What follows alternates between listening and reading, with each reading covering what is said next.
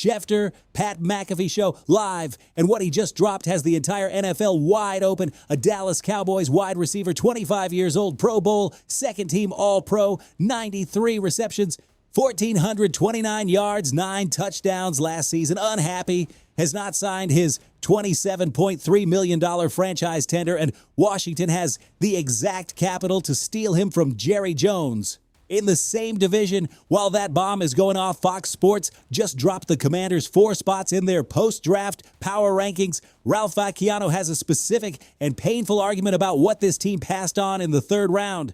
And on top of that, there are names on that 90-man roster already feeling the heat, and the most painful one is Frankie Louvu. All of that right now. If you are part of the real Commander Nation, that like button is yours. Raise hail. So Adam Schefter popped up on the Pat McAfee Show on Monday and dropped a quiet bomb that has the entire NFL paying attention. George Pickens, wide receiver for the Dallas Cowboys, wants a long-term contract or he wants out. Those are his words. That is his position. And the Cowboys came back with basically this: we're not extending him this offseason. And on top of that, we have no plans to trade him. But here's the problem with that answer. Jerry Jones just proved this very same week that he has absolutely zero issue doing business inside the NFC East. He sold pick number 20 to the Eagles, to the team he hates more than anyone on earth, and let them grab Mekhi Lemon out of USC. Jerry Jones himself cited Al Davis telling him never to answer a division rival's call. And Jones said he didn't even take that lesson. That tells you everything. Now put all that context together. Pickens is 25 years old and just came off the best season of his life. 93 receptions, 1,429 yards, 9 touchdowns, Pro Bowl honors, second-team All-Pro. That is an elite wide receiver playing the best football of his career. And he's unhappy. He has not signed the $27.3 million franchise tender, has not signed it. That is not a happy football player. And who has him on their radar? The Commanders. Washington holds all of its draft picks from the 2027 class, which everybody in the league is calling one of the strongest draft classes in recent memory. And the proposal circulating is this: a first-round pick in 2027 to Dallas, plus something small coming back, like a 4th or 5th rounder. Okay, breathe, because this is where my fan brain crashes directly into my analytical brain.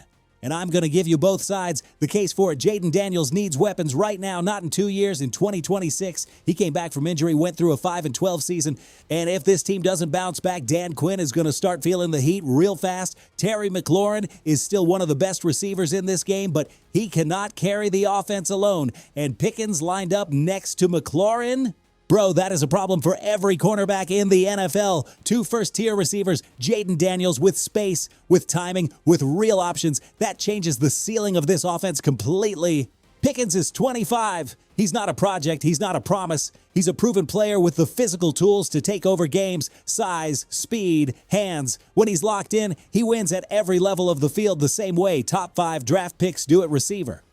The case against it, we are talking about sending a first-round pick in a historic draft to the Dallas Cowboys. To Dallas, that hurts in a way that goes beyond football for fans in the DMV, and I'm not going to pretend it doesn't. And beyond that, this team still has holes at cornerback, at safety, and the offensive line is not sealed. A first-round pick in a stacked draft is worth a lot. Here's my take, and I'm going to be straight with you. I think the Commanders need to make the call. They need to explore the price. But an offer anchored around a 2027 first-rounder alone? I am not doing that unless Dallas is sending something real back. A 4th or 5th round pick as a sweetener is not enough to justify that. You need more. Either Dallas includes a 3rd round pick coming back to Washington, or you wait, because there is also a question we are not discussing enough. Is Pickens the kind of locker room player you want in your building? He had issues in Pittsburgh. He had a year in Dallas. Is Washington going to be different? That question has to be answered before you commit the capital from a historic draft class. But listen, if the price drops, if Dallas starts feeling the pressure of a receiver who is not signing his tender and is basically going silent on everybody, Adam Peters needs to be on that phone. Because that opportunity does not come around twice. Would you make that trade? Tell me below. Because things are about to get very interesting in Ashburn.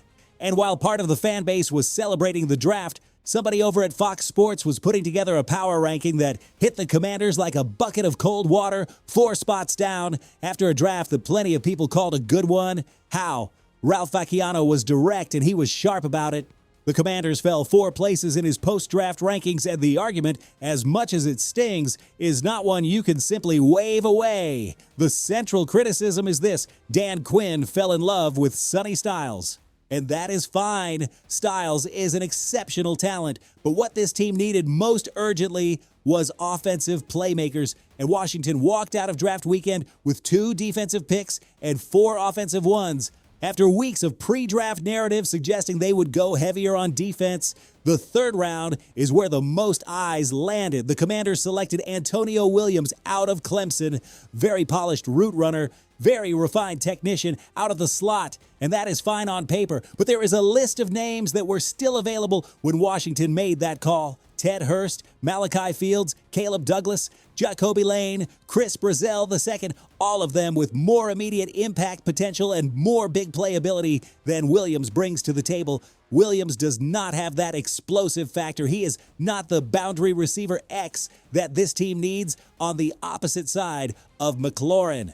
He is more of a slot complement, which pushes Luke McCaffrey, De'Ami Brown, and Jalen Lane further outside, but it does not solve the real problem. Look, I could be wrong, but selecting Katron Allen as a running back into a backfield that already has Ratchet White and Jeremy McNichols does not add up on first glance either, unless the front office is quietly planning to let most of those backs walk in the next free agency period, which would be a whole different story.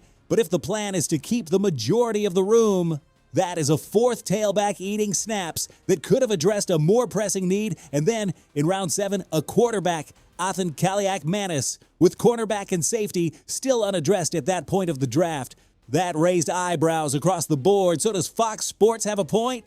Partially, yes. The value at individual picks was real. Joshua Josephs in the 5th, Matt Gulbin in the 6th. Those are potential steals. But the overall direction of the draft raises legitimate questions about whether this class improves the Commanders right now in 2026 and in a year where the margin for error is razor thin. That is the only measuring stick that matters. But if there is one story generating quiet noise from inside the building, and it involves a player that a lot of this fan base genuinely loves, the conversation gets uncomfortable real fast because drafts have consequences, and some veterans are about to feel it after adding 15 players between draft picks and UDFAs. There are names on this Commanders roster that are going to have to fight harder than they ever have to stay on this team. And the most painful name on that list is Frankie Luvu. Luvu had one of the best seasons of his career in 2024. The problem is that 2025 did not cooperate for reasons that were largely outside of his control, and now he has Sonny Styles walking in with all the first-round energy in the world, and Leo Chenal locked in on a nearly $25 million deal. In that environment, Luvu is most likely shifting into a depth and rotation role. He is still a useful player. He just will not be featured the way he was. Jerome Ford as a potential 5th running back in an increasingly crowded backfield. Treylon Burks, a former first-round pick who never fully took off, now with Antonio Williams pushing from inside and the rest of the receiver room shifting outward. Nick Allegretti at center with Matt Gulbin right behind him.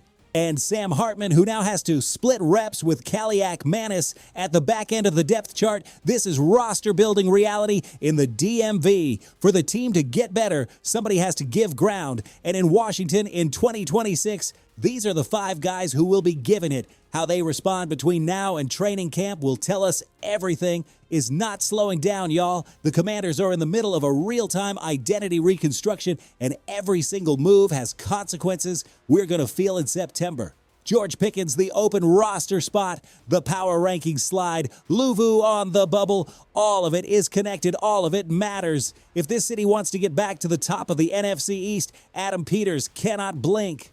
And neither can we. Fam, if this video had you locked in, that like button takes less than 2 seconds, and it is the fuel that keeps us bringing you this every single day. Subscribe, hit the bell, and tell me down below. Do you pull the trigger on Pickens, or do you protect that 2027 first-round pick? Raise hail. See you in the next one.